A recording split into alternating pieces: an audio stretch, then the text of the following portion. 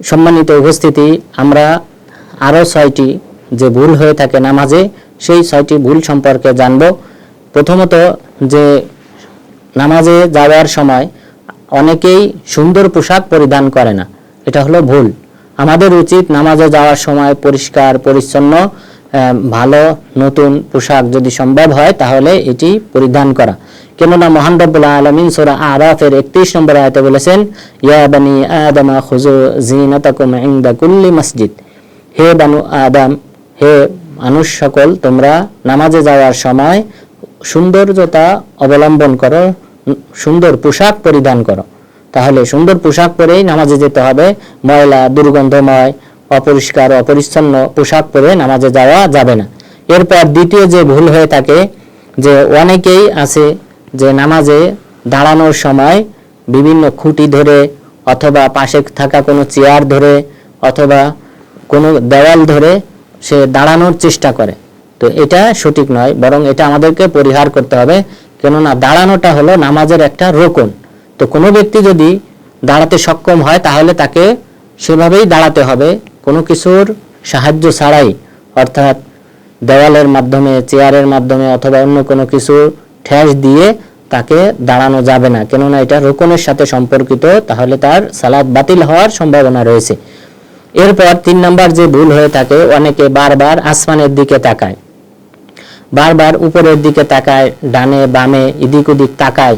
এটা থেকে অবশ্যই আমাদেরকে বিরত থাকতে হবে। কেননা রাসূল সাল্লাল্লাহু আলাইহি ওয়াসাল্লাম বলেছেন, সহিহ বুখারী 750 নম্বর হাদিস, মা বালু আকওয়ামিন ইয়ারফাউনা আবসারহুম ইলা সামাই ফি সালাতিহিম লা ইয়ানতাহিয়ান্না আন যালিক আও লা তুখতাফান্না আবসারহুম। রাসূল সাল্লাল্লাহু আলাইহি ওয়াসাল্লাম বলেছেন, মানুষের কি হলো যে তারা নামাজে দাঁড়িয়ে উপরের দিকে তাকায়, আকাশের দিকে বারবার তাকায়।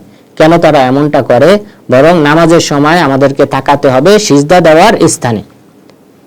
তো রাসূল সাল্লাল্লাহু আলাইহি ওয়াসাল্লাম বললেন, তারা হয়তো উপরের দিকে তাকানো থেকে বিরত থাকবে, আর না হয় তাদেরকে অন্ধ করে দেওয়া হবে, তাদের দৃষ্টিশক্তি ছিনিয়ে নেওয়া হবে অথবা অন্ধ করে দেওয়া হবে তাদেরকে, যদি তারা উপরের দিকে নামাজের মধ্যে তাকানো থেকে বিরত না থাকে।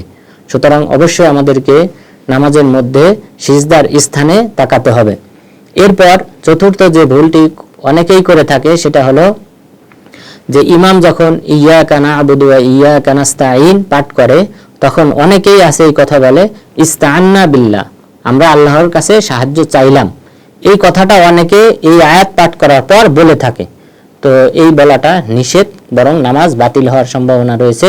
যেহেতু এটা ইমাম নববী রাহিমাহুল্লাহ তিনি বলেছেন এটা বিদআত, এটা অবশ্যই পরিহার করতে হবে। এরপর 5 নাম্বার যে ভুল হয়ে থাকে, সেটা হলো যে অনেক মুক্তাদি ইমামের পিছনে থাকা সত্ত্বেও তারা কোরআনটা উচ্চস্বরে পাঠ করে, অথবা যে সকল জিকিরের বাক্য আছে সেগুলি উচ্চস্বরে পাঠ করে, যার ফলে পাশে থাকা যে সকল মুসল্লিগণ রয়েছেন তাদের কষ্ট হয়। এটা অবশ্যই পরিহার করতে হবে। রাসূল সাল্লাল্লাহু আলাইহি ওয়াসাল্লাম বলেছেন, ইন্না আহাদাকুম ইযা কানা ফিস সালাহ ফা ইন্নামা ইউনাজি রাব্বাহু ফালা তারফাউ আসওয়াতাকুম বিল কুরআন ফাতুযুল মুমিনিন, যে তোমাদের মধ্যে কোনো ব্যক্তি যখন নামাজে থাকে তখন সে প্রকৃতপক্ষে তার রবের সাথে গোপন সংলাপ করে, তার রবের সাথে সে দোয়া করে এবং কথোপকথন করে থাকে। সুতরাং তোমরা উচ্চস্বরে কোরআন পাঠ করো না, যার ফলে তোমাদের পার্শ্ববর্তী যে মুমিনরা রয়েছে তারা কষ্ট পাবে। সুতরাং আমাদেরকে অপর মুসলিম ভাই যেন কষ্ট না পায়, এই কারণে এমন উচ্চস্বরে যেন পাঠ করা না হয়। এরপর 6 নাম্বার যে ভুল অনেক ব্যক্তি করে থাকেন, তা হলো যে অনেক মুক্তাদি রয়েছে যারা আমিন বলে না, অথচ রাসূল সাল্লাল্লাহু আলাইহি ওয়াসাল্লাম বলেছেন, ইদা আম্মানাল ইমাম ফাআমিনু ফাইন্নাহু মান ওয়াফাকা তা'মিনাহু তা'মিনাল মালাইকা গুফিরা লাহু মা তাকদ্দামা মিন যামবি, যে যখন ইমাম আমিন বলে তোমরাও আমিন বলো, কেননা ইমাম মুক্তাদির আমিন বলাটা যদি মিলে যায়, আল্লাহ তাআলা তার পূর্বে ফেরেশতাদের আমিন বলার সাথে যদি মিলে যায়, তাহলে আল্লাহ তাআলা তার পূর্বের গুনাহসমূহ ক্ষমা করে দেবেন। অর্থাৎ বিরাট একটা ফজিলত। সুতরাং আমাদেরকে আমিন বলতে হবে, আর আমিনটা উচ্চস্বরে পাঠ করতে হবে। কেননা রাসূল সাল্লাল্লাহু আলাইহি ওয়াসাল্লাম উচ্চস্বরে আমিন বলতেন। সুনানে আবু দাউদের 932 নম্বর হাদিস, ওয়াইল ইবনে হুজর রাদিয়াল্লাহু আনহু তিনি বলেন, কানা রাসূলুল্লাহি সাল্লাল্লাহু আলাইহি ওয়াসাল্লাম ইযা ক্বারাআ ওয়ালাদ-দাল্লিন ক্বালা আমিন ওয়া রাফা'a বিহা সাওতা। রাসূল সাল্লাল্লাহু আলাইহি ওয়াসাল্লাম যখন ওয়ালাদ-দাল্লিন পাঠ করতেন আমিন বলতেন, আর আমিনটা তিনি উচ্চ স্বরে পাঠ করতেন।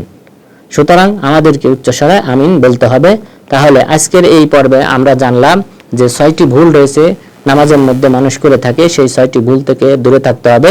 একটি হলো ময়লাযুক্ত পোশাক পরিধান করা, এটা পরিহার করে আমাদেরকে পরিষ্কার পরিচ্ছন্ন নতুন পোশাক পরিধান করতে হবে। এরপর দেওয়াল বা কোনো কিছুর মাধ্যমে ঠেস দিয়ে না দাঁড়ানো সালাতে। এরপর 3 নম্বর হলো বারবার আকাশের দিকে না তাকানো। 4 নম্বর হলো ইয়াকা না'বুদু বলার পর ইস্তান্না বিল্লাহ তথা আল্লাহর কাছে আমরা সাহায্য চাইলাম, এই জাতীয় কথা না বলা। এরপর 5 নম্বর হলো যে উচ্চ স্বরে কোরআন তেলাওয়াত অথবা জিকিরের বাক্য ইমামের পিছনে থাকলে পাঠ না করা। এরপর 6 নম্বর যে ভুল আমিন উচ্চ স্বরে বলা, আমিন পরিহার না করা।